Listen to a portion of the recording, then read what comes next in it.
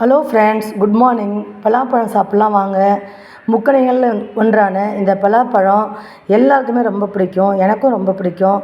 உங்கள் யாருக்கெல்லாம் இந்த பலாப்பழம் பிடிக்கும்னு எனக்கு கமெண்ட்ஸில் சொல்லுங்கள். சின்ன வயசில் இந்த பலாப்பழத்தை பற்றி எல்லோரும் ஒரு விடுகதை போடுவாங்க. அதாவது அப்பன் சொரியன், அம்மா சடைச்சி, நான் சக்கரை கட்டி அப்படின்னு சொல்லுவாங்க.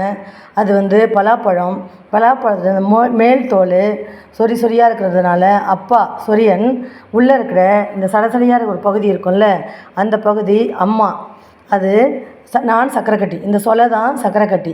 அது பிறகு விடுகதை போடுவாங்க. அதுக்கு விடையை கண்டுபிடிச்சி சொல்லுவோம். அந்த மாதிரி சின்ன வயசில் விடுகதை போட்டு விளையாண்டுருக்கோம். ஆனால் இப்போ எனக்கு என்ன தோணுதுன்னா, இந்த பலாப்பழத்தை பார்க்கும்போது இது ஒரு வாழ்க்கை தத்துவத்தை நமக்கு சொல்கிற மாதிரி தோணுது.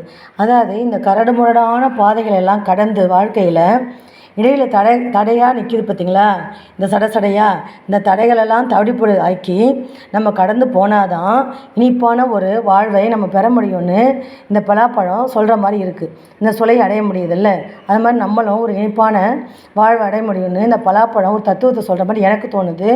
உங்களுக்கும் அப்படி தோணுதா?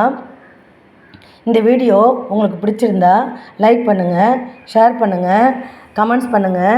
ப்ளீஸ் என் சேனலை சப்ஸ்கிரைப் பண்ணுங்கள். அப்போ தான் நான் போடுற வீடியோ உடனுக்குடன் உங்கள் நோட்டிஃபிகேஷனில் வரும். எனக்கு சப்போர்ட் பண்ணுங்கள். Thank you friends. பாய்.